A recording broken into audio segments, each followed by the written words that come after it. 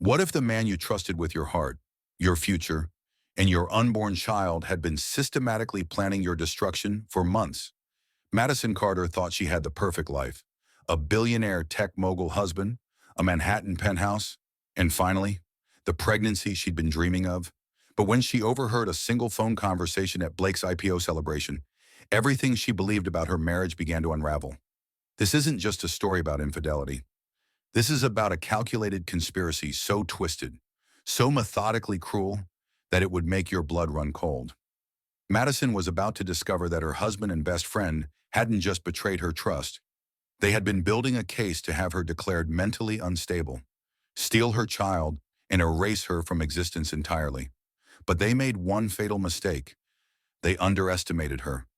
Stay with me as we dive into this psychological thriller that will make you question everyone you trust.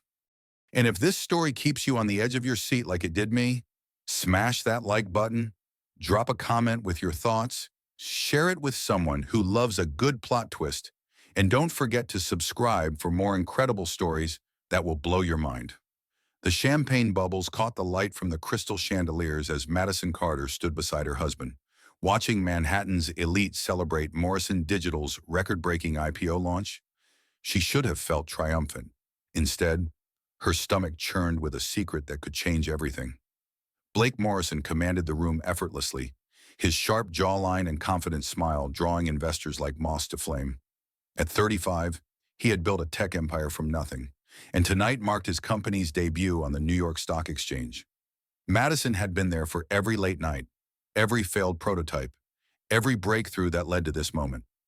Ladies and gentlemen, Blake's voice cut through the crowd. 5 years ago, Morrison Digital was just an idea scribbled on a napkin. Tonight, we're valued at $2.8 billion. The applause was thunderous. Madison forced a smile, her hand instinctively moving to her flat stomach. 3 weeks pregnant, she had taken 5 tests to be sure, each one confirming what felt impossible. After 2 years of trying, countless doctor visits, and Blake's increasing frustration with their project, it had finally happened.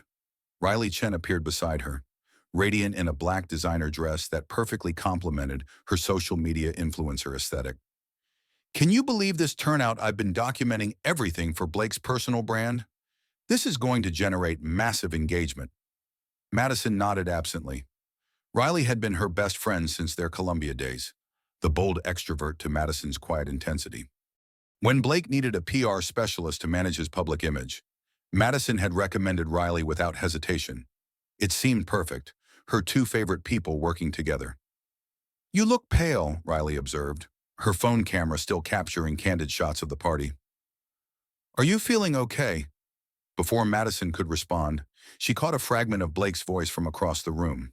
He stood near the floor-to-ceiling windows, phone pressed to his ear, partially hidden behind a marble column. The marriage was always temporary. Blake's words carried just far enough for Madison to hear. A stability play for the board. You know how investors react to bachelor CEOs under 40? Madison's blood turned to ice. She strained to hear more, but Riley was chattering about engagement metrics and brand positioning. The room suddenly felt suffocating, the celebration noise becoming a distant roar. Who was Blake talking to, and what did he mean by temporary, Madison? Riley's voice seemed to come from underwater. You're white as a sheet. I need some air, Madison whispered, pushing through the crowd toward the terrace. The cool October breeze hit her face as she stepped outside, gripping the railing of Blake's penthouse terrace. Central Park stretched below, a dark oasis in the glittering city. She had fallen in love with this view 3 years ago when Blake first brought her here. Now it felt like a gilded prison. Her phone buzzed, a text from her doctor's office confirming her appointment for next week. The irony wasn't lost on her. She had planned to tell Blake about the pregnancy tonight, after his moment of triumph. She had imagined his face lighting up, imagined him lifting her off her feet in joy. Instead, she had overheard him describing their marriage as a business arrangement. The terrace door opened behind her. There you are. Sorry. Blake's arms encircled her waist, his cologne familiar and comforting, despite everything. Sorry I've been so busy tonight. This whole circus is necessary for the stock price, but I'd rather be alone with you. Madison leaned into his embrace, searching his face for any sign of deception. He looked genuinely affectionate, the same man who had proposed to her on this very terrace 2 years ago. "Blake," she began carefully, "that phone call inside, work never stops," he said, kissing her temple. "Even tonight, I'm fielding calls from international markets. The Tokyo exchange opens in 6 hours." Relief flooded through her. Of course it was work. Blake lived and breathed Morrison Digital. She was being paranoid, pregnancy hormones making her emotional and suspicious. "I have something to tell you," she said, turning in his arms. "Something wonderful." Sana, Blake's expression shifted slightly, a micro-expression she might have missed if she hadn't been studying his face so intently. Was that annoyance, impatience? "Can it wait until tomorrow?" he asked, his smile not quite reaching his eyes.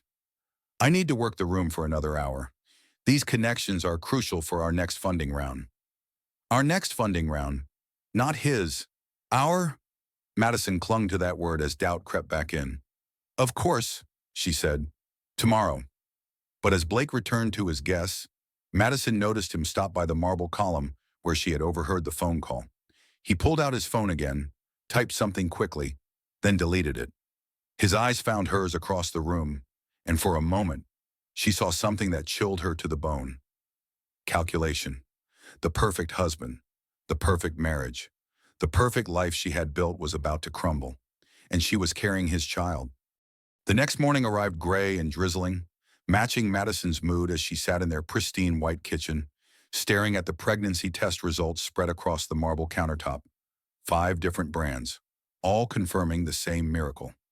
She had rehearsed this moment a dozen times, imagining Blake's reaction, planning the perfect words. Blake entered the kitchen already dressed in his signature navy suit, scrolling through his phone with the focused intensity that had built his empire. Dark circles shadowed his eyes. He had worked until 3 a.m., taking calls from Asian markets. "Coffee's ready," Madison said, gesturing to the expensive espresso machine he had insisted they needed. "Thanks, but I'm already running late."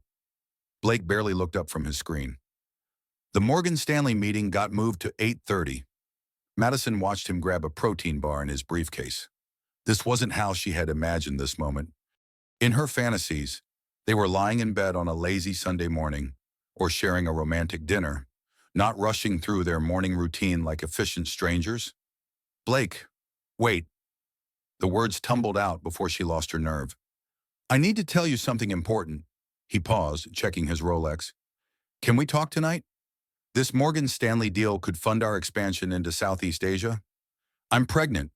The words hung in the air like a bomb waiting to explode. Blake's phone slipped from his fingers, clattering onto the marble floor. For a moment, his carefully controlled facade cracked, revealing something raw and unguarded. "Pregnant," he repeated, the words sounding foreign in his mouth. Madison nodded, her heart hammering against her ribs. 3 weeks. I wanted to be sure before I told you." Blake's eyes darted to the pregnancy tests scattered across the counter, then back to her face. His expression cycled through surprise, confusion, and something else. Something that looked disturbingly like panic. "Are you?" he started, then stopped. "How sure are you?" 5 tests sure, Madison said, attempting a smile. "Plus blood work next week to confirm. But Blake, this is what we wanted.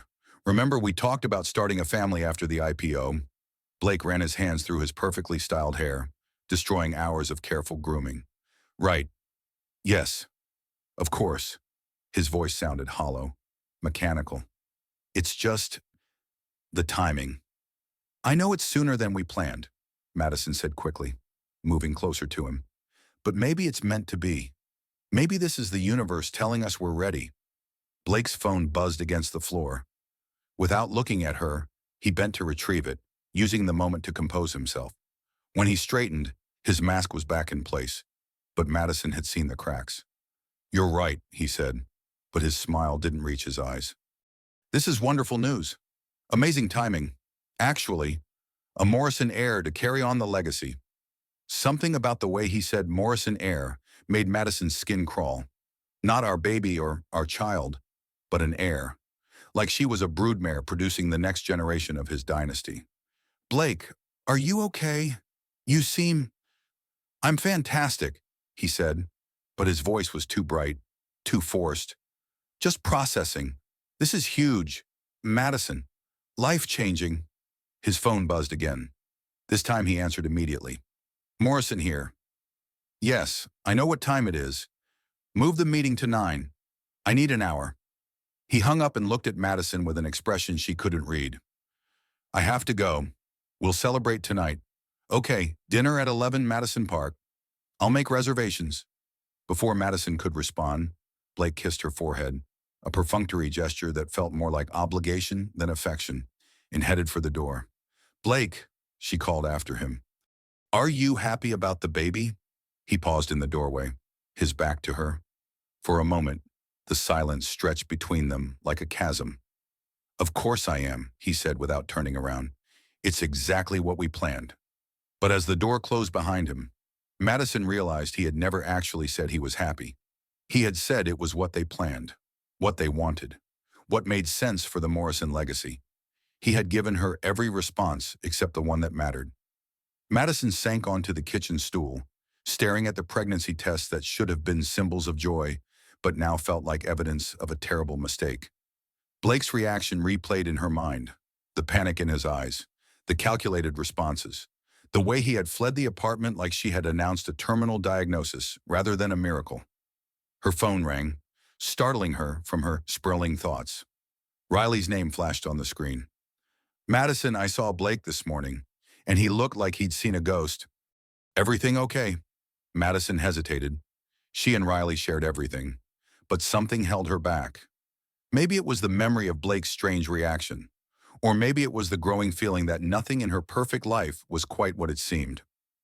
We had some news to process, Madison said carefully.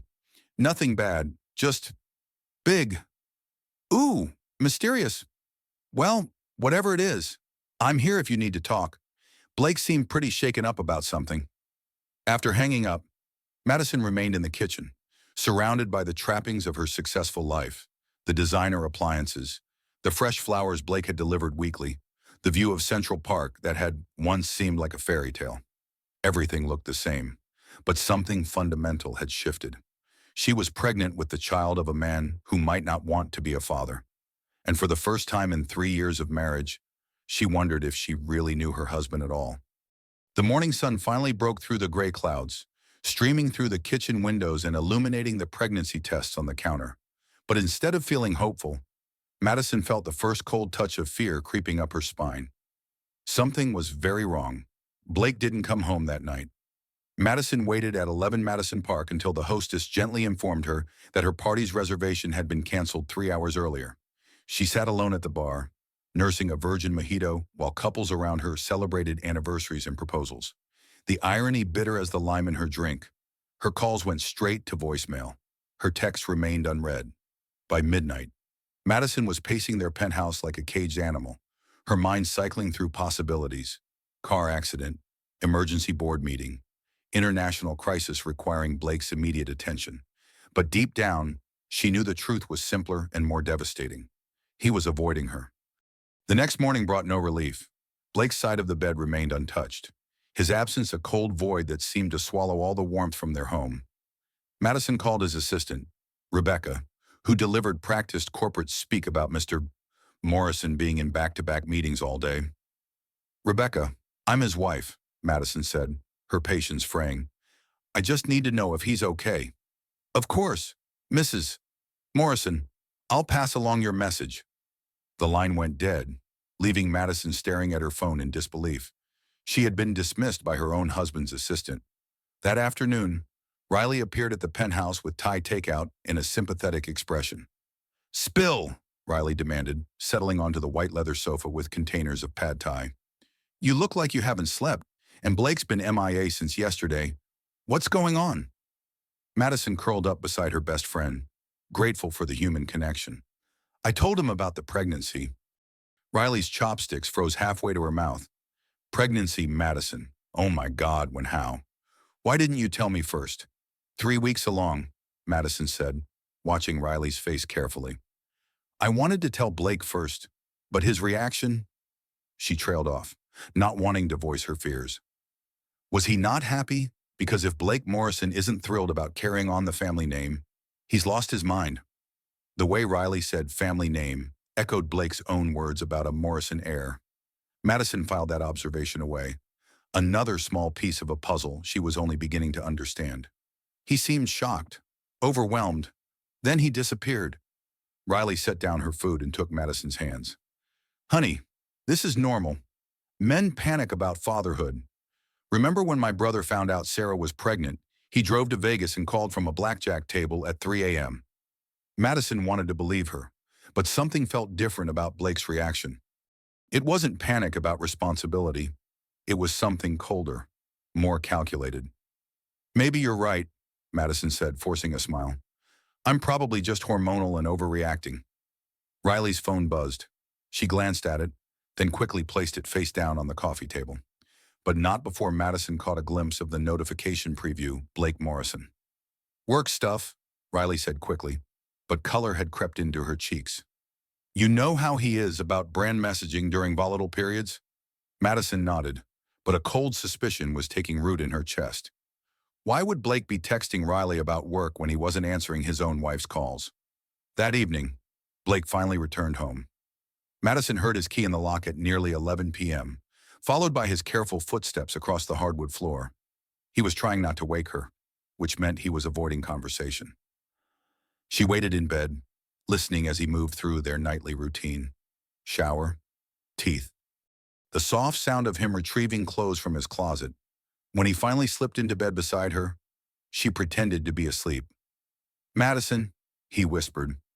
She didn't respond, though every muscle in her body was tense with the effort of feigning sleep. Blake sighed deeply, and she felt him settle onto his pillow. For a moment, she thought he might reach for her, might bridge the growing distance between them with touch. Instead, he picked up his phone and began typing. The blue glow from his screen cast strange shadows on the ceiling. Madison cracked one eye open, watching as Blake composed and deleted several messages. His face was illuminated by the phone's light, and she was struck by how much older he looked. New lines around his eyes, a tension in his jaw that hadn't been there a week ago. Finally, he seemed satisfied with whatever he had written. The phone disappeared, and darkness returned to their bedroom. But Madison lay awake for hours, staring at the ceiling and wondering who her husband had been texting at midnight.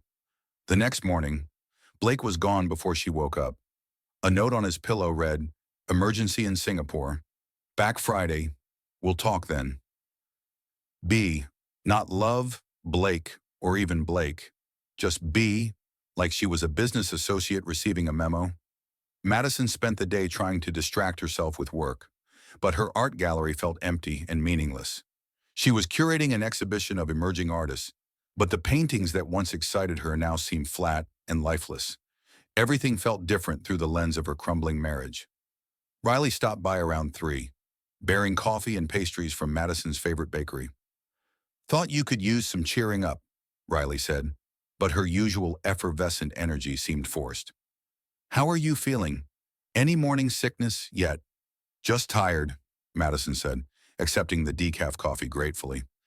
Blake had to fly to Singapore. Singapore? Riley's eyebrows shot up. That's sudden. Emergency meeting with potential investors. Apparently, Riley nodded knowingly. The Asian expansion is crucial for Q4 projections. Blake's been stressed about it for weeks. Madison studied her friend's face. He hasn't mentioned it to me.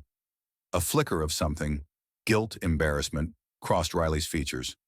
Oh, you know Blake. He doesn't like to burden you with work stress. He compartmentalizes everything. But that wasn't true. Blake had always shared his business concerns with Madison. She had been his sounding board for major decisions, his confidant during difficult negotiations. When had that changed, Riley? Madison said slowly. Has Blake seemed different to you lately? More distant. Riley busied herself arranging the pastries on a plate, avoiding eye contact. Different how? I don't know. Secretive. Like he's keeping something from me. Madison, honey, you're pregnant and emotional. Blake's under enormous pressure with the company going public. You're both just adjusting to a new normal. The words should have been comforting, but something in Riley's tone felt rehearsed, like she had practiced this conversation. Madison's phone buzzed with a text from an unknown number. If you want to know what your husband is really doing, check his credit card statements. Her blood ran cold. Riley, did you just get a text? Riley checked her phone. No. Why? Madison stared at the message, her mind racing. Who would send something like this, and why Madison? You look like you've seen a ghost. I'm fine, Madison lied, deleting the message before Riley could see it. Just work stuff. But as Riley chatted about baby names and nursery designs, Madison couldn't shake the feeling that someone was trying to warn her about something terrible. And the person sitting beside her, her best friend of 10 years, was lying to her face. The foundation of her perfect life was cracking, and Madison was finally beginning to see the fault lines that had been there all along. Madison spent the weekend in a haze of denial and detective work. Blake's absence felt like a reprieve, allowing her to think clearly without his overwhelming presence clouding her judgment. She found herself analyzing every interaction, every conversation, searching for clues she had missed. The anonymous text haunted her. Saturday morning, she finally gave in to temptation and assessed their joint credit card account online. Blake handled their finances, claiming it was more efficient for one person to manage their portfolio. Madison had been grateful to avoid the tedium of bills and budgets. Now she realized how naive that had been. The credit card statements painted a picture she didn't recognize. Charges at restaurants she had never been to, during times when Blake claimed to be in board meetings, hotel rooms in the city when he said he was traveling, jewelry purchases from Tiffany that she had never received. But it was the recurring charge that made her stomach drop.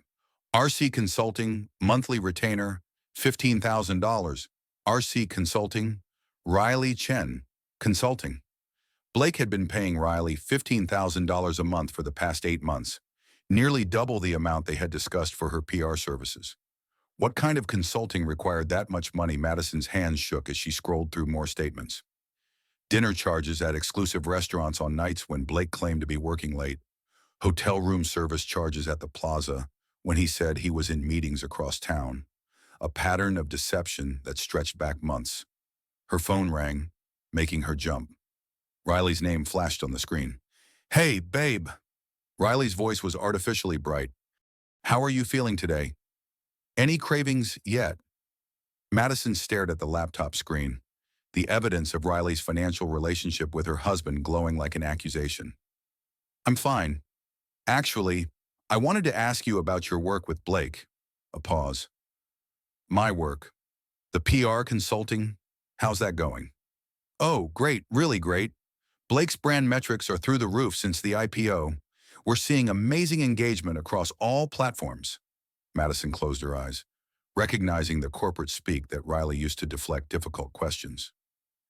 And the monthly retainer, $15,000, seems like a lot for social media management. The silence stretched so long that Madison wondered if the call had dropped. Riley, sorry, I was just... How did you know about the retainer amount? I saw it on our credit card statement. Another pause. When Riley spoke again, her voice was different, harder, more defensive. Blake wanted premium service, full brand management, crisis communications, media strategy. It's actually below market rate for someone of his profile. The explanation sounded reasonable, but something about Riley's tone set off alarm bells. Madison had known Riley for 10 years, and she was definitely lying. Where did you have dinner last Tuesday? Madison asked suddenly. Tuesday, I can't remember. Why? Blake said he was working late, but there's a charge at Le Bernardin for 2 people. Expensive wine, multiple courses. Seems like more than a business meeting. The silence this time was deafening. Madison. Riley's voice was careful, measured. What are you implying? I'm not implying anything. I'm asking directly. Are you and Blake having an affair? Riley's gasp sounded genuine, but Madison had learned not to trust her own instincts about the people closest to her. How can you even ask me that I'm your best friend? I would never. Then explain the dinners, the hotel charges, the $15,000 a month. Madison, you're being paranoid. Pregnancy hormones can make you suspicious, and don't. Madison's voice cut through Riley's explanation like a blade. Don't blame this on pregnancy hormones. I know what I'm seeing. What you're seeing is a business relationship between colleagues. Blake values my expertise, and he pays accordingly. The dinners are client meetings. The hotel charges are probably from when he books conference rooms for presentations. The explanations sounded plausible, but they felt hollow. Madison wanted to believe her friend, wanted to trust that her marriage wasn't a complete sham, but the evidence was overwhelming. I need to go, Madison said. Madison, wait, don't let suspicion poison your marriage. Blake loves you. We all see how devoted he is. After hanging up, Madison sat in the silence of her penthouse, surrounded by the luxury that Blake's success had provided. Everything felt contaminated now. The art on the walls, the designer furniture, even the air itself seemed thick with deception. Her phone buzzed with another text from the unknown number. Hotel Meridian, room 1247. Tonight at 8 p.m. See for yourself. Madison stared at the message, her heart pounding. Someone was giving her specific information, almost like they wanted her to catch Blake and Riley together. But why and who? She could ignore it. She could wait for Blake to return from Singapore and confront him directly. She could trust her husband and believe Riley's explanations, or she could find out the truth. At 7:30 that evening, Madison found herself standing outside the Hotel Meridian, her entire body trembling with adrenaline and dread. She had never done anything like this in her life, following her husband, spying on her best friend, creeping around hotel lobbies like a private investigator. The elevator ride to the 12th floor felt endless. Her reflection in the polished doors showed a pale, frightened woman she barely recognized. When had she become someone who needed to catch her husband in lies? Room 1247 was at the end of a long hallway. Madison approached slowly, her heart hammering so loudly she was sure other guests could hear it. She pressed her ear to the door, feeling foolish and desperate. Laughter. Blake's distinctive laugh, the one he reserved for private moments when his guard was down. And another voice, higher, melodic, unmistakably Riley's. Madison's knees nearly buckled. They were here, together, in a hotel room while Blake was supposedly in Singapore. She fumbled for her phone, her hands shaking so badly she could barely unlock the screen. She needed evidence. Photos. Something concrete that Blake couldn't explain away with his silver tongue and logical arguments. The hotel room door opened just as Madison raised her phone to take a picture. Blake stood in the doorway, his shirt unbuttoned, his hair disheveled. Behind him, Madison could see Riley sitting on the bed, wearing nothing but Blake's blazer. For a moment, the three of them formed a frozen tableau. Husband, wife, and best friend caught in the perfect moment of betrayal.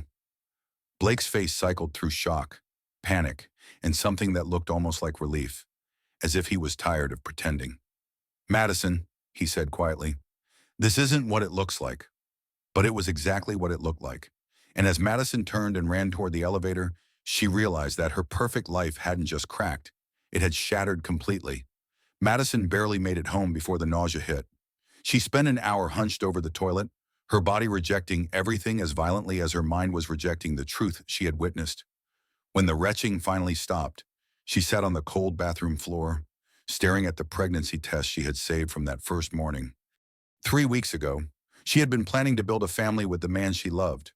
Now she was carrying the child of a stranger who had been lying to her for months.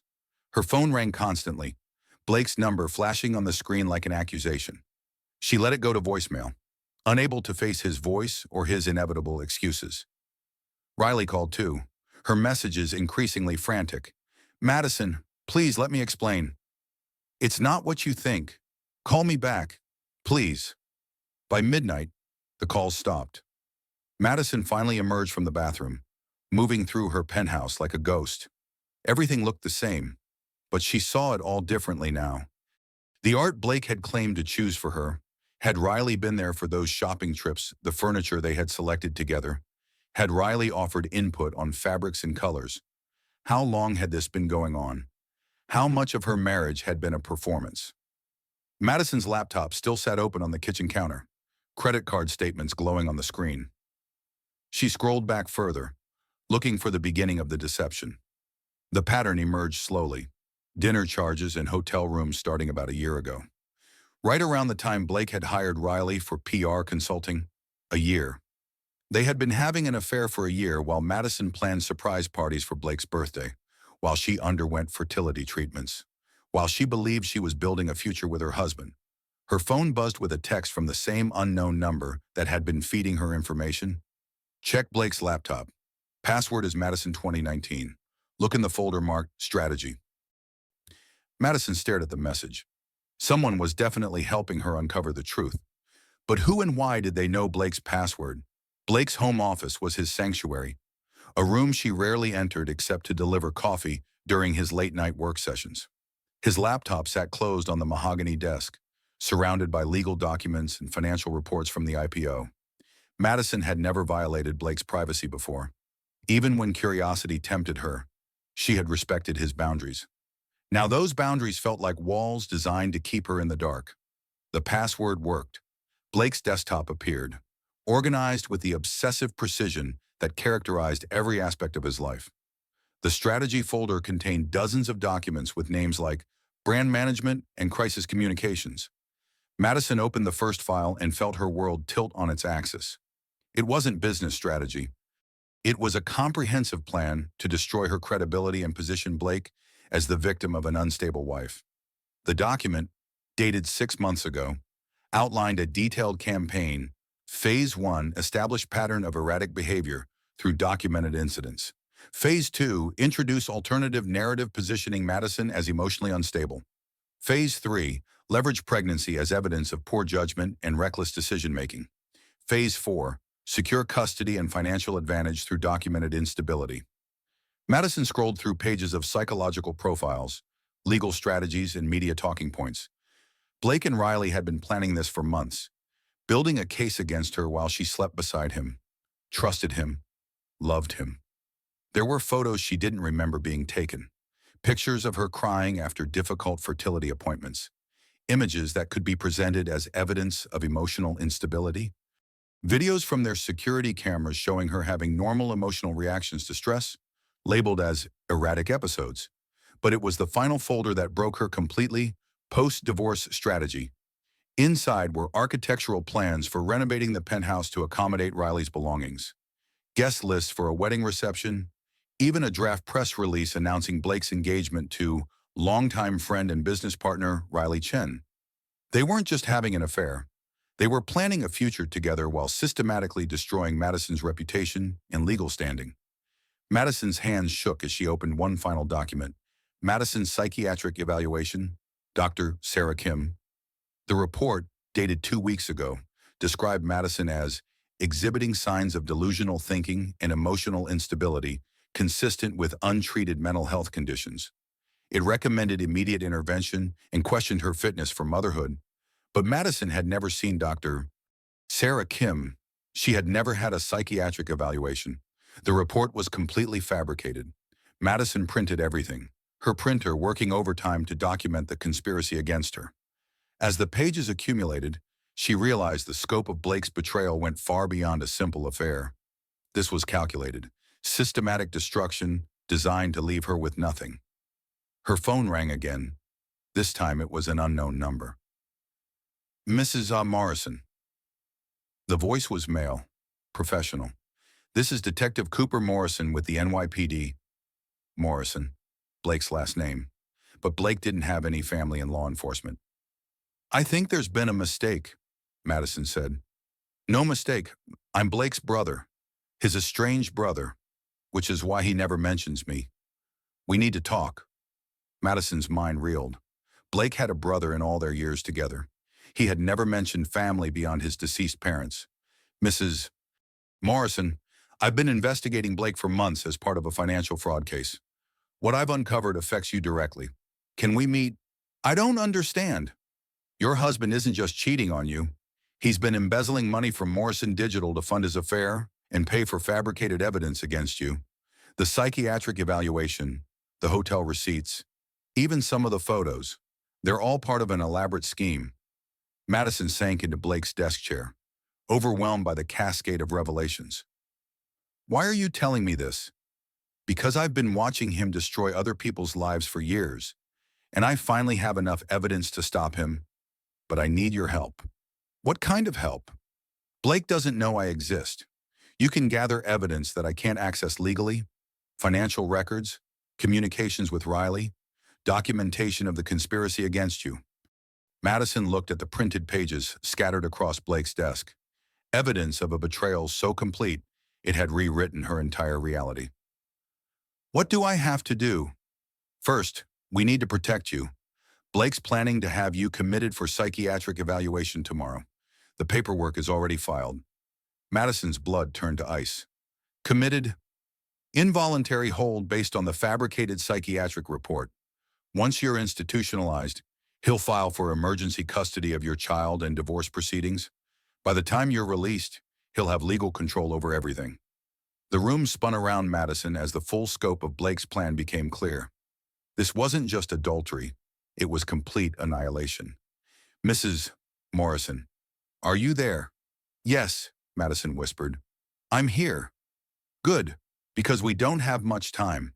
Blake's flight lands at 6 a.m. tomorrow, and the commitment order goes into effect at noon. Madison looked around Blake's office, seeing it now as the command center of a military operation designed to destroy her life. Every document, every file, every carefully organized folder was ammunition in a war she hadn't even known she was fighting.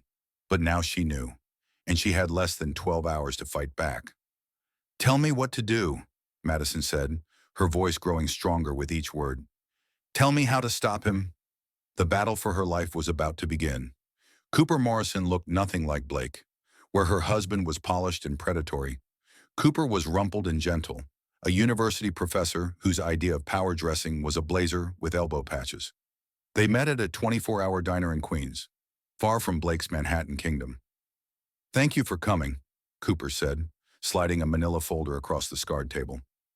I know this is overwhelming. Madison's hands shook as she opened the folder. Inside were financial documents showing a pattern of embezzlement that stretched back 2 years. Money siphoned from Morrison Digital into shell companies, then funneled to pay for luxury apartments, expensive gifts, and fabricated evidence. Blake has been stealing from his own company, Madison asked. Among other things, the psychiatric evaluation alone cost him $50,000. Dr. Sarah Kim is a real psychiatrist, but she's been writing false reports in exchange for cash payments. Madison studied Cooper's face, searching for resemblance to the man she had married. Why doesn't Blake ever mention you? Cooper's laugh was bitter. Because I'm everything he despises. A middle-class academic who chose purpose over profit. Blake wrote me off years ago when I refused to invest my inheritance in his startup. But you're investigating him. I'm an investigative journalist, not a cop. Sorry for the deception, but people are more willing to talk to police than reporters. I've been tracking Blake's pattern of behavior for a story about corporate fraud in the tech sector. Madison felt a flicker of hope. So you can expose him? I can try, but Blake is well connected and legally insulated. The best I can do is gather enough evidence to prevent him from destroying you completely. They spent the next hour reviewing Cooper's evidence. Blake's conspiracy was even more extensive than Madison had realized. He had been building cases against multiple business partners, preparing to eliminate anyone who posed a threat to his control of Morrison Digital. He did this to his first wife too, Cooper explained, showing Madison newspaper clippings from 5 years ago. Sarah Morrison, brilliant software engineer who helped him develop the core algorithm that made him rich. Blake divorced her, claimed she was mentally unstable, took everything. She ended up in a psychiatric facility for 6 months. Madison stared at the photo of a woman who looked eerily similar to her. Brunette, artistic, trusting. Where is she now? Dead. Suicide. 2 years ago. Blake sent flowers to the funeral. The cruelty of it took Madison's breath away. Blake hadn't just destroyed his first wife's life. He had driven her to death, then attended her funeral like a concerned mourner. He's going to do the same thing to you unless we stop him, Cooper said quietly. Madison thought of the baby growing inside her, the innocent life that Blake saw as leverage in his game of control and manipulation. What's your plan? Cooper's plan was elegant in its simplicity. Since Blake believed Madison was unaware of his conspiracy, they would use that assumption against him. Madison would return home, act like a grieving wife who had caught her husband cheating, and gather more evidence while Blake's guard was down. He'll expect you to be emotional and irrational, Cooper explained. Let him think you are. Meanwhile, document everything. Record conversations if possible. The more evidence we have, the stronger our position. Madison returned to the penthouse at dawn, exhausted but determined. She had spent years being the perfect wife, accommodating Blake's needs and supporting his ambitions. Now she would use those same skills to destroy him. Blake was waiting for her in the living room, still wearing his clothes from the night before. His hair was disheveled, his usually perfect appearance cracked with genuine distress. "Madison?" He stood as she entered, his voice heavy with what sounded like remorse. "We need to talk." "Do we?" Madison kept her voice cold but not hysterical, disappointed but not deranged. "What you saw last night, it's complicated." Madison sat on the opposite end of the sofa, maintaining distance while studying Blake's face. He looked genuinely anguished, and for a moment she wondered if Cooper was wrong, if there was some explanation that would make sense of everything. "How is it complicated? Blake, you were in a hotel room with my best friend while you were supposed to be in Singapore." Blake ran his hands through his hair, a gesture of vulnerability that once would have melted her heart. "Riley and I, it started as business. She was helping me with some sensitive corporate matters, and we had to meet privately to avoid media attention. Corporate matters that required her to be half naked." "Madison, please." Blake moved closer, his voice taking on the persuasive tone that had built his empire. "Riley has been helping me plan something special for you. For us. The hotel meetings, the secrecy, it was all about surprising you." Despite everything she knew, Madison felt a flicker of doubt. Blake was an expert manipulator, and even armed with the truth, she found herself wanting to believe him. What kind of surprise requires months of secret meetings and $15,000 a month? Blake's eyes lit up with what appeared to be genuine excitement. "A gallery. Madison, your own gallery. Riley has been negotiating with investors, setting up the business structure, handling all the legal work. I wanted to give it to you after the baby was born." The lie was so perfect, so perfectly tailored to Madison's dreams, that she almost believed it. A gallery had been her fantasy since college, a dream she had shelved to support Blake's career. "Show me the paperwork," Madison said. "It's all at Riley's office. She's been coordinating everything to maintain the surprise." Blake took her hands, his touch familiar and comforting. "Madison, I know what it looked like, but I swear to you, nothing happened. Riley was helping me wrap up the final details when you arrived." Madison looked into her husband's eyes, seeing sincerity and love and genuine remorse for causing her pain. For a moment, she almost forgot about the conspiracy documents, the fabricated psychiatric evaluation, the systematic plan to destroy her life. Blake was that good. "I want to see Riley," Madison said. "I want to hear this from her." "Of course. She's devastated that you misunderstood the situation. She's been crying all night, worried that she's ruined our friendship." Blake pulled out his phone and called Riley immediately, putting the call on speaker. Riley's voice, thick with tears, filled the room. "Madison, oh God, I'm so sorry. I wanted to tell you about the gallery, but Blake made me promise to keep it secret. When you saw us at the hotel, we were just celebrating getting the final investor on board. I know how it looked, but nothing happened. Nothing would ever happen. You're my best friend." Riley's distress sounded completely genuine. Madison found herself softening despite the evidence she had seen, despite Cooper's warnings.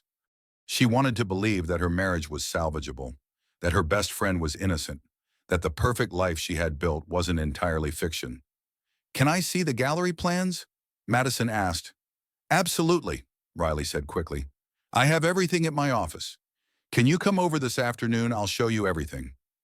After the call ended, Blake wrapped Madison in his arms, holding her close while she wrestled with confusion and hope.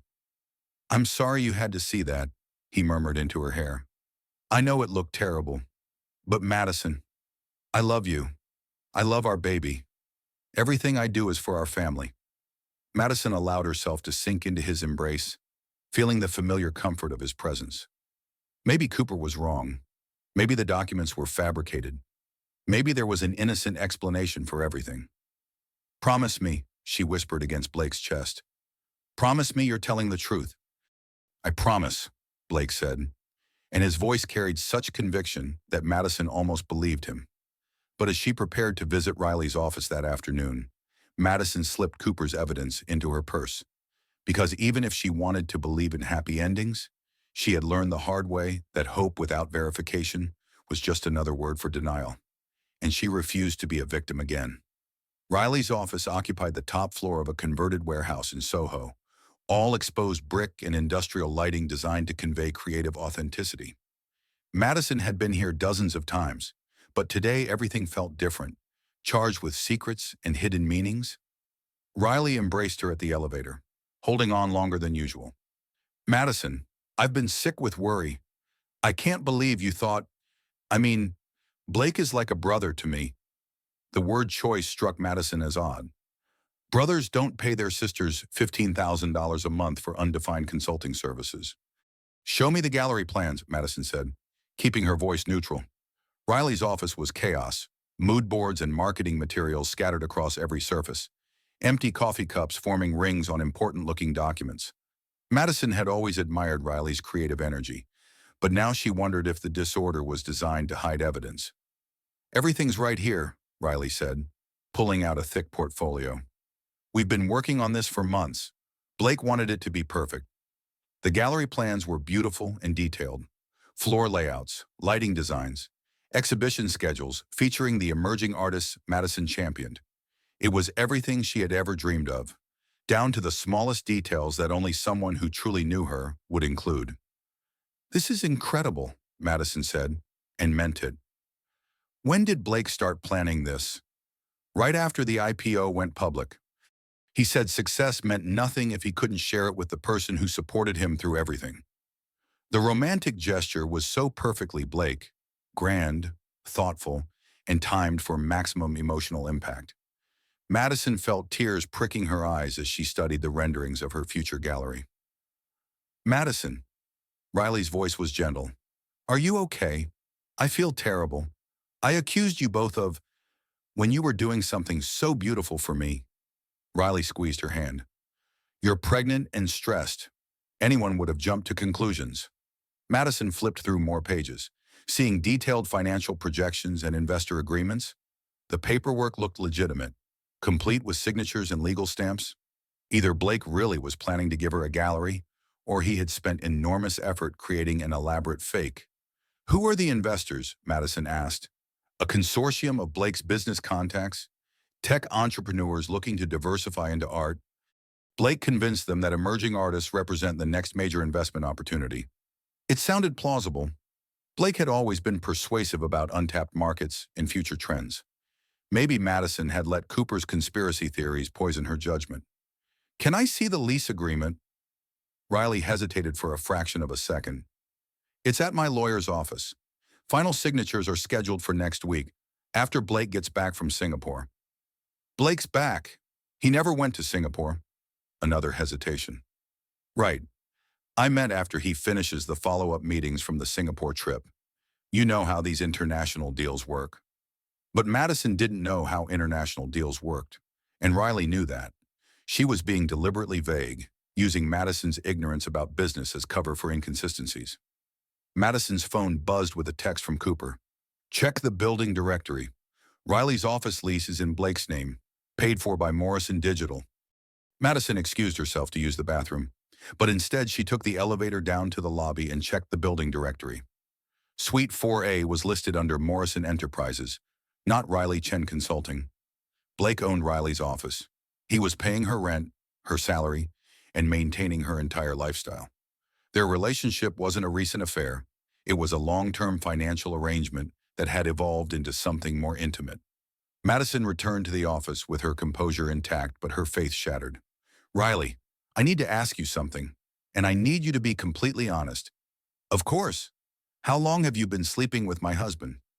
Riley's face went through a series of micro-expressions. Surprise, guilt, calculation, and finally resignation. Madison, just tell me the truth. How long? Riley sank into her desk chair, suddenly looking exhausted. It's not what you think. Then tell me what it is. Blake and I, we have a complicated relationship. Business and personal lines got blurred. But it's not about love. Madison, it's not about replacing you. Then what is it about? Riley looked out the window at the bustling Soho street below. Blake is building an empire. He needs allies who understand that empire comes first, before everything else. People who won't question his methods or demand explanations for difficult decisions. Madison felt the last of her hope crumbling. And I was questioning his methods. You were asking him to be someone he's not. The devoted husband, the excited father-to-be. Blake doesn't do vulnerability. Madison, he does results. So you became his ally. I became his partner, in business and everything else. Riley turned back to Madison, her expression almost pitying. Blake was never going to be the husband you wanted, but he could give you security, status, beautiful children. That should have been enough. Madison stared at her best friend, former best friend, seeing her clearly for the first time. Riley wasn't apologetic about the affair. She was explaining it like a business decision, a logical progression from professional collaboration to personal intimacy. The gallery, Madison said quietly. Is it real? Riley's silence was answer enough. The whole thing is fake. The plans, the investors, everything. Not fake, theoretical. Blake wanted to give you something to focus on during the pregnancy, to keep you busy while he handled more pressing matters. Madison stood up, her legs unsteady. More pressing matters like planning to have me committed to a psychiatric facility. Riley's face went white. How do you know about that? The admission hung in the air between them like a confession. Riley hadn't denied the commitment plan. She had revealed that she knew about it. You helped him plan it, Madison continued, pieces falling into place. The fabricated psychiatric evaluation, the documented erratic behavior, the photos and videos. You were gathering evidence against me. Madison, you have to understand, Blake was trying to protect you, protect the baby.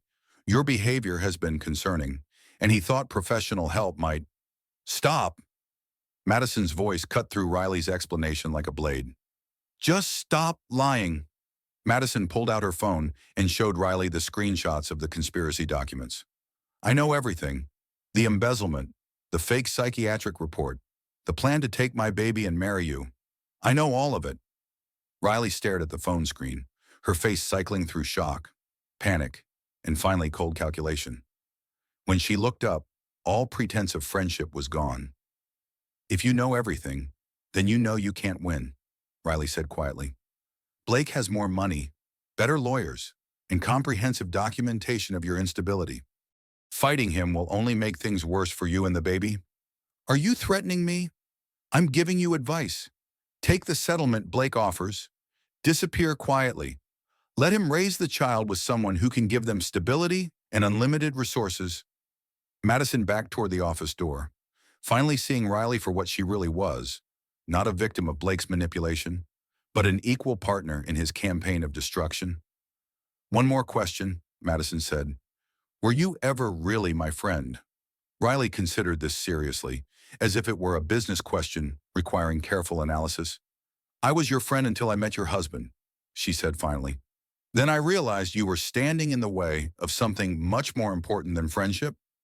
Madison rode the elevator down to street level, her mind reeling from the scope of the betrayal. It wasn't just that Blake was having an affair. He had systematically turned her best friend into an instrument of psychological warfare.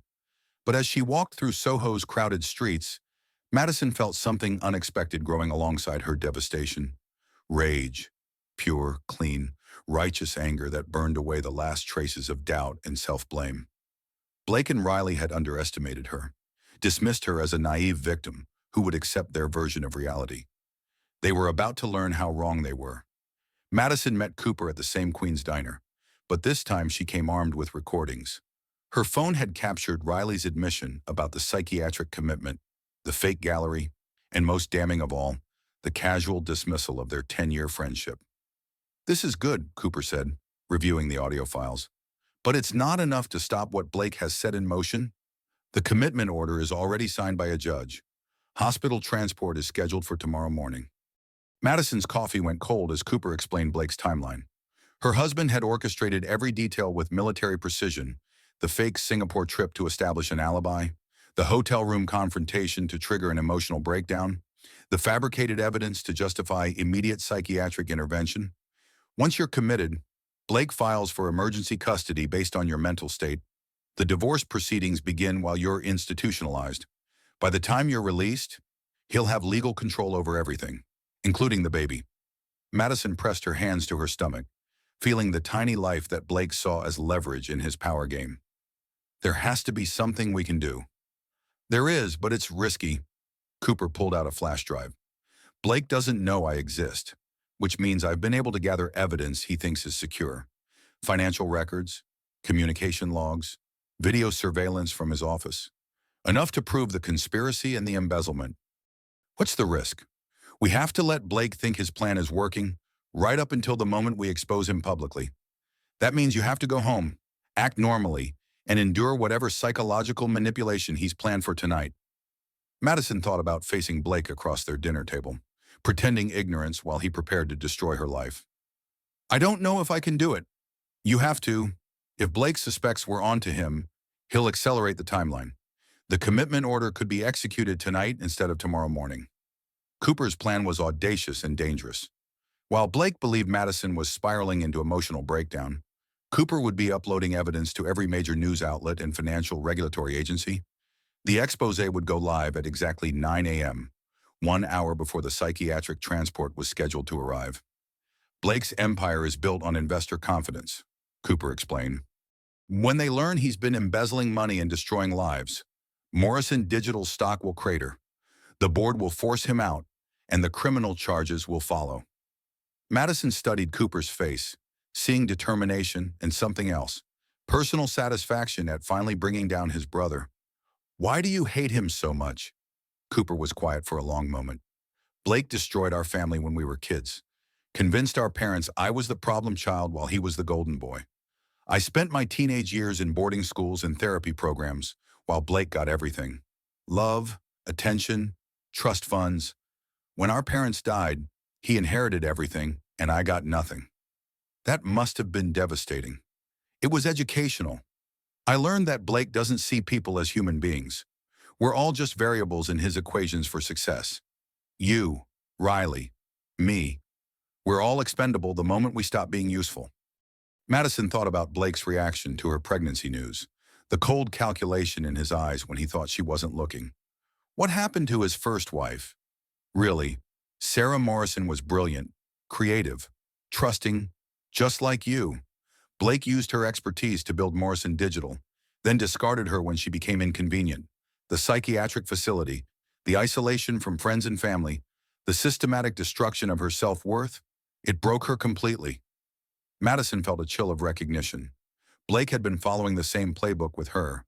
Isolation disguised as protection, control disguised as care, manipulation disguised as love. I won't let him do that to me. Then you need to be stronger than Sarah was. And you need to trust me completely, even when it looks like everything is falling apart. Madison returned to the penthouse as evening shadows stretched across Central Park. Blake was waiting with champagne and takeout from her favorite restaurant, a peace offering designed to show his thoughtfulness and devotion. How did it go with Riley? He asked, pouring her sparkling water while he opened the champagne. She showed me the gallery plans. Blake, it's beautiful. I can't believe you've been planning this. Blake's smile seemed genuine as he pulled out his phone to show her additional renderings. I wanted to wait until after the baby was born, but since you know now, we can start the process early. I'm thinking a spring opening. Madison marveled at his performance. Blake was discussing fictional gallery openings while simultaneously planning to have her institutionalized in 12 hours. The disconnect was breathtaking. There's something I need to tell you, Madison said, following Cooper's script. I've been having some strange thoughts lately. Paranoid thoughts about you and Riley, about people trying to hurt me. Blake's expression shifted to concern so perfectly calibrated that Madison almost believed it was real. What kind of thoughts? I keep imagining conspiracies that don't make sense, like you're trying to steal my baby or have me committed. I know it's crazy, but the thoughts feel so real. Blake moved closer, taking her hands in his. Pregnancy can cause hormonal imbalances that affect mental state. These paranoid episodes aren't your fault, but they are concerning. Episodes. Madison, Yesterday, you accused me and Riley of having an affair based on completely innocent business meetings. Today, you're talking about conspiracy theories. I think we need to consider professional help. The gaslighting was masterful. Blake was using Madison's fake confession of paranoid thoughts to justify the commitment he had already arranged. He was making her collaboration in her own destruction. What kind of professional help? I've already spoken with Dr. Sarah Kim. She specializes in pregnancy-related psychological issues. She thinks a brief evaluation might help us understand what's happening. Madison let fear show in her eyes. Not fake fear, but real terror at how easily Blake could twist reality to serve his purposes. Would I have to go somewhere, leave home? Just for a few days. A quiet, supportive environment where specialists can help you process these concerning thoughts.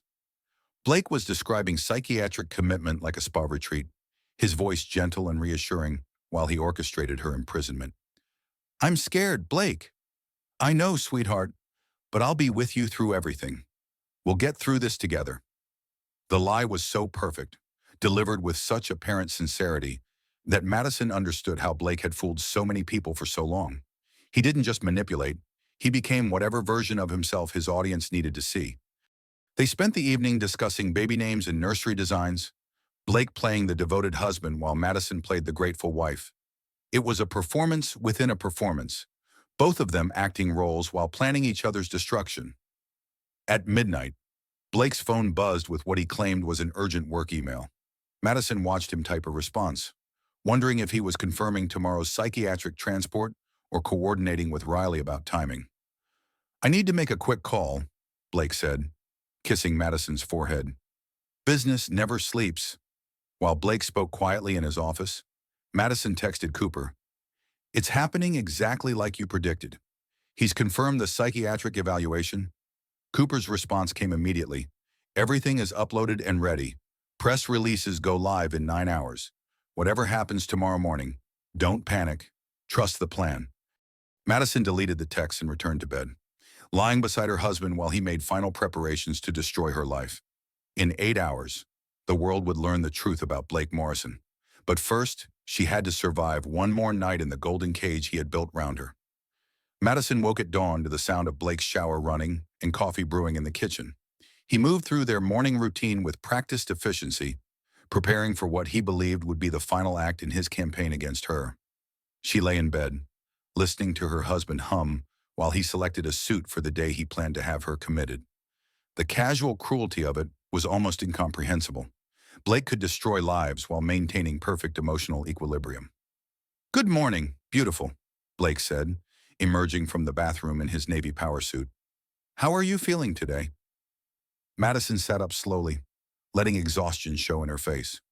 Confused. The paranoid thoughts kept me awake. Blake's expression immediately shifted to concerned husband mode. What kind of thoughts? I keep imagining that you're not really going to work today, that you're planning something terrible. Madison let her voice tremble slightly. I know it doesn't make sense, but the fear feels so real. That's exactly what Dr. Kim warned me about. Pregnancy-induced paranoia can feel completely rational to the person experiencing it. Blake sat on the bed beside her, taking her hands. That's why getting help is so important. Madison marveled at his performance. Blake was using her fake paranoia to justify the very real conspiracy she had uncovered. The psychological manipulation was breathtaking in its audacity. When would I need to see Dr. Kim? She's cleared her schedule for today. I thought we could go together after breakfast. Together?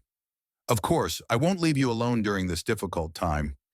Blake was maintaining the devoted husband facade right up until the moment psychiatric transport arrived. Madison wondered if he actually believed his own performance, or if he simply enjoyed the artistry of perfect deception. They ate breakfast in companionable silence, Blake reading financial news on his tablet while Madison pushed eggs around her plate. At 8:30, Blake's phone rang. Morrison here. Yes, everything is confirmed. The transport will arrive at 10. Perfect. Blake hung up and smiled at Madison. Dr. Kim's office confirming our appointment. Are you ready to get some help? Sweetheart. Madison nodded, playing her role in their mutual deception. In 30 minutes, Cooper's evidence would go live across every major news platform. Blake had no idea that his empire was about to crumble. At 8:55, Madison excused herself to use the bathroom. Her phone showed a text from Cooper. 5 minutes. Are you ready? Madison stared at her reflection in the bathroom mirror. In 5 minutes, her life would change forever. Either Cooper's plan would work and Blake's conspiracy would be exposed, or she would be on her way to psychiatric commitment with no hope of escape. She had spent 3 years being the perfect wife, accommodating Blake's needs and supporting his ambitions. Now she was about to become something else entirely, a woman who fought back. At exactly 9 a.m., Madison's phone exploded with notifications, news alerts, social media mentions, text messages from friends and colleagues. Cooper's evidence had gone live simultaneously across every major platform. Blake, Madison called from the bathroom. Something's happening. Check the news. She heard Blake's tablet chime with notifications, followed by a long silence. Then came the sound she had been waiting for. Blake's sharp intake of breath as he realized his perfect plan was disintegrating in real time. Madison emerged from the bathroom to find Blake staring at his tablet, his face cycling through shock, confusion, and growing panic. The screen showed a Forbes headline, Morrison Digital CEO accused of embezzlement and conspiracy against wife. This is impossible, Blake muttered, scrolling through the coverage. How did they get this information? Madison moved closer, pretending to see the news for the first time. Blake, what is this embezzlement conspiracy? Blake's eyes darted to her face, searching for signs that she was behind the exposure. But Madison's expression showed only confusion and concern, the perfect performance of an innocent wife. It's lie, Blake said, but his voice lacked conviction. Someone is trying to destroy me. More notifications flooded in. The SEC had opened an investigation. Morrison Digital stock had been suspended from trading. The board of directors had called an emergency meeting. Blake's phone rang. He answered without checking the caller ID. Blake Morrison, what do you mean resigned? I built this company. You can't do this without board approval. Madison watched her husband's empire collapse in real time. The man who had orchestrated elaborate conspiracies was being outmaneuvered by forces he couldn't control or manipulate. Blake, Madison said gently, maybe you should call a lawyer. Blake looked at her with suspicion that was almost comical. He still couldn't believe that his naive, trusting wife had orchestrated his downfall. The penthouse intercom buzzed, Madison answered, knowing exactly who it would be. Mrs. Morrison, this is Detective Williams with the NYPD. We have a warrant for Blake Morrison's arrest. Blake's face went white. Madison, don't let them up. This is a mistake. I have to. Blake, it's the police. Madison buzzed them up, watching Blake pace frantically while sirens wailed in the distance. His phone continued ringing. Reporters, investors, board members, everyone wanting answers that Blake couldn't provide. This doesn't make sense, Blake said, more to himself than to Madison. The evidence was secure. No one had access. What evidence? Madison asked innocently. Blake stared at her, and for the first time in their relationship, she saw genuine fear in his eyes. Not fear of consequences, but fear that he had fundamentally misunderstood who she was. The elevator opened, and Detective Williams entered with 3 other officers. They were efficient and professional, reading Blake his rights while he protested his innocence. Blake Morrison, you're under arrest for embezzlement, fraud, and conspiracy. You have the right to remain silent. As they cuffed Blake, he looked at Madison with an expression of dawning comprehension. You knew, he said quietly. Somehow, you knew everything. Madison met his gaze steadily. I knew my husband was a stranger. Everything else, I learned yesterday. Blake was led away in handcuffs, the golden boy of tech reduced to a common criminal. Madison watched from the penthouse windows as news vans surrounded the building and reporters crowded the sidewalk. Her phone rang. Cooper's number. It's over, Cooper said. Blake's been arrested. Morrison Digital is finished, and Riley Chen has been named as a co-conspirator. How are you holding up? Madison looked around the penthouse that had been her prison for 3 years. The art Blake had chosen to impress visitors, the furniture selected to project success, the view that had once seemed magical but now felt empty. I'm free, Madison said, and realized it was the first time in years that she meant it. But as she watched Blake's empire burn on every news channel, Madison knew her real challenge was just beginning. She was 6 weeks pregnant, financially devastated, and about to become the center of a media circus. However, for the first time in her marriage, she was facing the future as herself, not as Mrs. Blake Morrison, but as Madison Carter, a woman who had learned to fight for her life and won.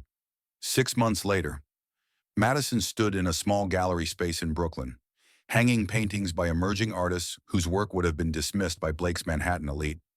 The gallery wasn't the fantasy Riley had shown her, no soaring ceilings or prime Soho location. But it was real, and it was hers. Her pregnancy had progressed beautifully despite the stress of Blake's trial and the media attention. At 28 weeks, she felt her daughter moving constantly, as if the baby was as eager to escape their confined circumstances as Madison had been. A daughter, not the Morrison heir Blake had envisioned, but a Carter woman who would grow up knowing her own worth. "The installation looks perfect," Cooper said, entering the gallery with coffee and the morning newspapers. Blake's sentencing had been front-page news for weeks, but today's coverage focused on his conviction, rather than speculation about his guilt. 25 years, Madison said, reading the headline. "He'll be 70 when he gets out. If he serves the full sentence, white-collar criminals usually get early release for good behavior." Madison touched her belly, feeling the baby respond to her voice. "She'll be grown by then. He'll never be part of her life." Cooper had become an unexpected source of stability during the chaos of Blake's downfall. Not romantic, Madison wasn't ready for that kind of vulnerability, but something deeper than friendship. He was family in the way Blake had never been, chosen rather than assigned. "Any word from Riley?" Cooper asked. "Her lawyer wants to make a deal. Testimony against Blake in exchange for reduced charges." Madison hung the final painting, stepping back to survey her work. "I don't care what happens to her anymore." That was mostly true. Madison had moved beyond anger into something more useful: indifference. Riley had revealed her true nature, and Madison had accepted it without needing forgiveness or revenge. The gallery opening that evening was small but meaningful. Local artists, community supporters, and a few journalists who had followed Madison's story from victim to survivor. No celebrity guests or society photographers, just people who understood that art mattered more than status. Madison wore a simple black dress that accommodated her growing belly, her hair pulled back in the efficient style she had adopted since leaving the world of appearances and performance. She looked younger somehow, despite everything she had endured. Madison Carter. A woman approached with a warm smile and gentle eyes. "I'm Sarah Martinez, the lawyer who helped with your divorce. I wanted to congratulate you on the gallery." Madison shook Sarah's hand, remembering the fierce advocate who had navigated the legal complexities of Blake's crimes. "Thank you for everything you did. I know it wasn't easy." Actually, it was easier than expected. Blake's conspiracy was so well documented that proving financial abuse was straightforward. Plus, the criminal charges gave us tremendous leverage in settlement negotiations. The divorce settlement had been substantial, not because Blake was generous, but because his assets were being liquidated to pay restitution to Morrison Digital's investors. Madison would never be wealthy, but she could support herself and her daughter without compromise. "How are you feeling about everything?" Sarah asked. "Really feeling, not the public relations version." Madison considered the question seriously. "Grateful, angry sometimes, but mostly grateful that I found out who Blake really was before our daughter was born into that dysfunction." And in the future, Madison looked around her gallery, seeing the artists whose work filled the space with color and hope. "I'm building something real this time. Not impressive or perfect, just real." As the evening wound down, Madison found herself alone with Cooper, cleaning up wine glasses and exhibition materials. "Do you ever wonder what would have happened if you hadn't investigated Blake?" Madison asked. Cooper was quiet for a moment. "I think Blake would have destroyed you the same way he destroyed Sarah. You would have spent years in psychiatric facilities while he raised your daughter to believe you were unstable." Madison shivered at the thought. "But you did investigate him." "Why? Because someone had to. Blake was getting away with destroying lives because his victims were isolated and discredited. Sarah died believing she was the problem. And now Blake is in prison. Morrison Digital's assets are being redistributed to victims, and Riley Chen is facing her own consequences. Justice isn't perfect, but it's something. Madison touched her belly as the baby stirred. Do you think she'll ask about her father someday? Probably. What will you tell her? Madison had thought about this question constantly during the long months of Blake's trial. The truth, that her father was a man who chose power over love, and that she deserves better than that example. And if she wants to know more, then I'll show her the court transcripts and let her decide for herself. I won't demonize Blake, but I won't protect her from reality either. Cooper smiled. She's lucky to have you as a mother. I'm lucky to have her as a daughter. She saved my life by forcing me to fight for something bigger than my own happiness. As they locked up the gallery and walked into the Brooklyn evening, Madison felt something she hadn't experienced in years. Peace. Not the artificial calm of her gilded cage, but the deep satisfaction of a life built on truth rather than performance. Her phone buzzed with a text from an unknown number. Saw the gallery coverage in the Times. Congratulations. You deserved better than what I gave you. B. Madison showed the message to Cooper, who read it with disgust. He's still trying to control the narrative, making himself the magnanimous ex-husband who wishes you well. Madison deleted the message without responding. He can write whatever story he wants from prison. It doesn't change what really happened. They walked in comfortable silence, past brownstones where real families lived real lives without the burden of maintaining perfect facades. Madison's apartment was small but bright, filled with art and books and the detritus of an authentic existence. Thank you, Madison said as Cooper prepared to leave. For everything, for seeing what Blake really was and giving me the chance to fight back. You did the fighting, Madison. I just provided the ammunition. After Cooper left, Madison sat in her nursery, surrounded by gifts from the gallery opening and plans for her daughter's future. She had chosen the name Emma, not because it tested well with focus groups or projected the right image, but because it meant whole or complete. Emma Carter would grow up knowing that wholeness came from within, that completeness wasn't something another person could provide or take away. She would learn early that love without respect was manipulation, that protection without honesty was control. Madison's phone rang, her mother's number. Sweetheart, I saw the news about the gallery. I'm so proud of you. Madison's relationship with her parents had been strained during her marriage to Blake. His subtle campaign to isolate her from family and friends had been so gradual that she hadn't recognized it until after his arrest. Thanks, Mom. I wish you could have been there tonight. We'll visit next month when the baby comes. Your father's already planning to spoil his granddaughter rotten. After the call, Madison prepared for bed, following the simple routine she had developed since leaving the penthouse. No elaborate skincare rituals or designer pajamas, just comfortable clothes and a cup of herbal tea while she read art books and felt Emma practicing gymnastics in her womb. The apartment was quiet except for the distant sounds of Brooklyn evening life. Couples walking home from dinner, teenagers laughing on stoops, the occasional car passing on the tree-lined street. It was the soundtrack of normal life, something Madison had forgotten existed during her years in Blake's sterile tower. Her phone buzzed one final time. A message from an unknown number, but this one felt different. Mrs. Morrison, this is Dr. Elizabeth Harper from Columbia Presbyterian. I treated your husband's first wife, Sarah, during her hospitalization 5 years ago.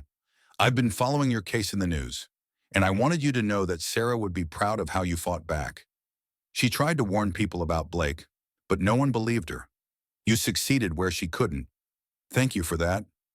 Madison stared at the message, feeling a connection across time to the woman whose destruction had been a rehearsal for her own.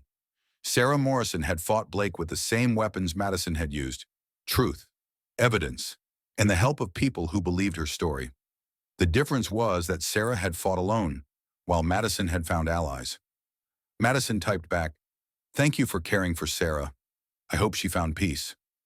Dr. Harper's response came quickly. She did, toward the end. Sarah told me she believed another woman would eventually stop Blake. She said he was too arrogant to change his methods, and eventually he would underestimate someone. I think she would have liked knowing it was you.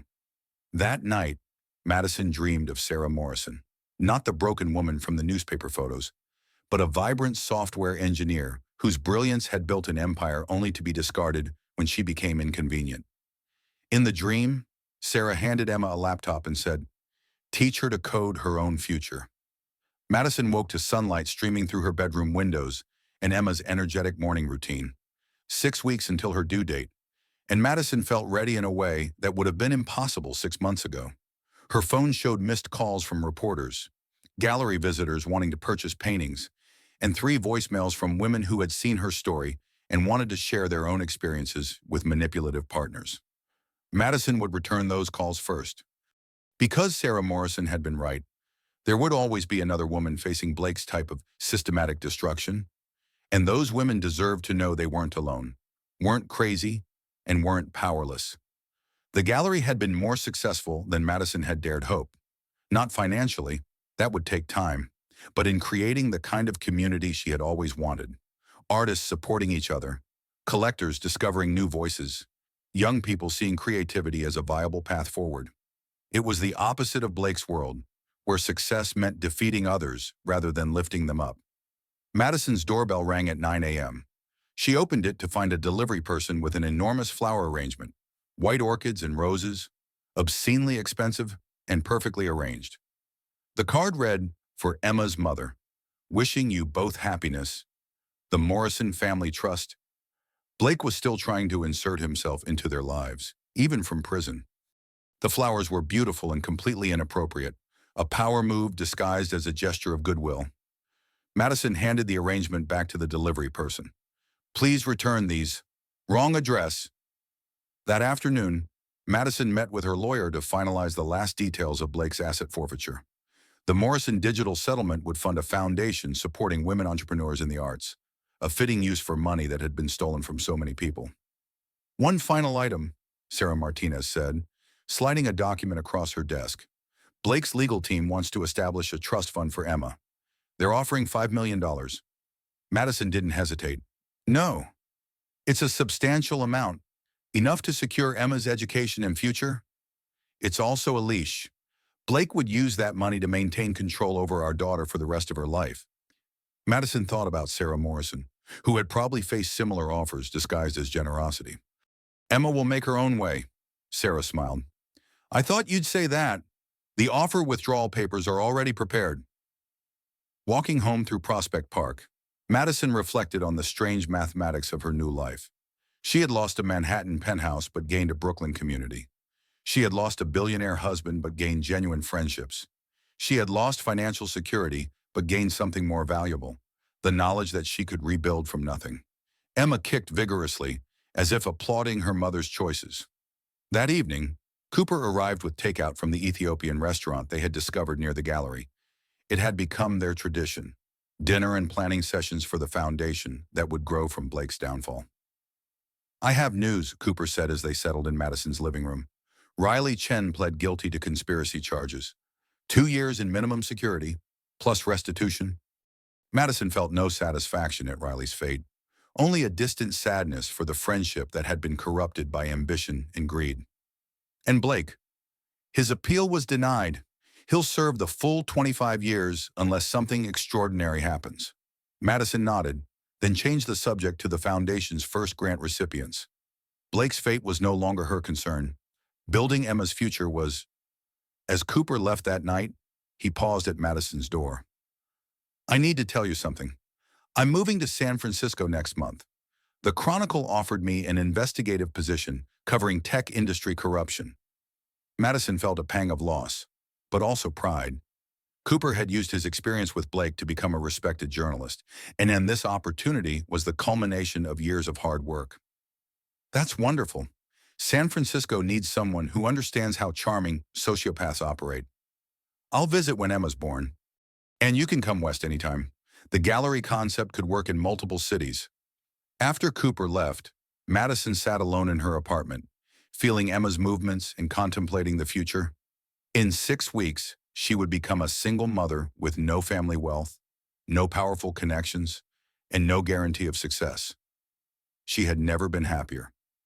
The next morning brought Madison's favorite kind of surprise, an unexpected visitor.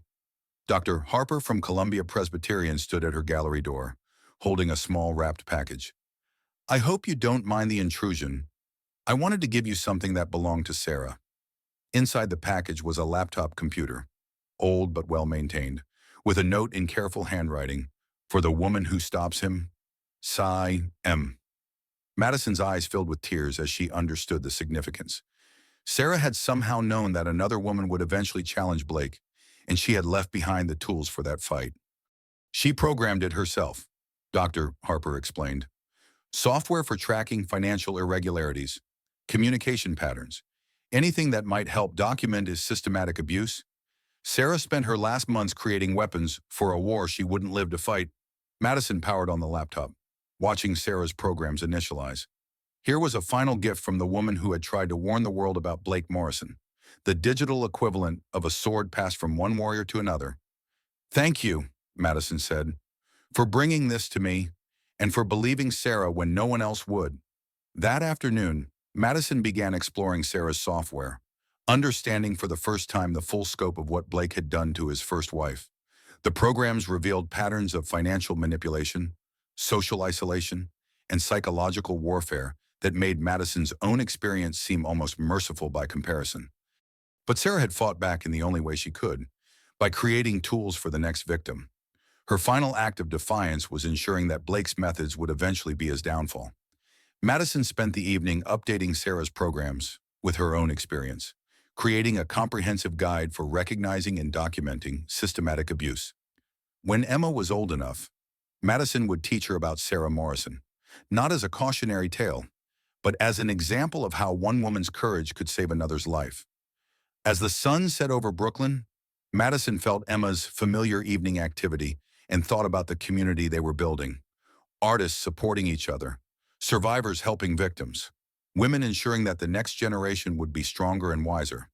Blake Morrison had built an empire based on destroying others. Madison Carter was building something more powerful, a network of people committed to lifting each other up. In 6 weeks, Emma would be born into that network. She would grow up knowing that her worth wasn't determined by her father's approval or anyone else's expectations. She would learn that real strength came from connection, not domination. Madison closed Sarah's laptop and prepared for bed, grateful for the gift of another woman's courage and excited about the future they were creating together. All the women who had survived, who were surviving, and who would survive because someone had shown them it was possible. The perfect betrayal had become an imperfect but genuine victory. And that, Madison realized, was exactly what she had been fighting for all along.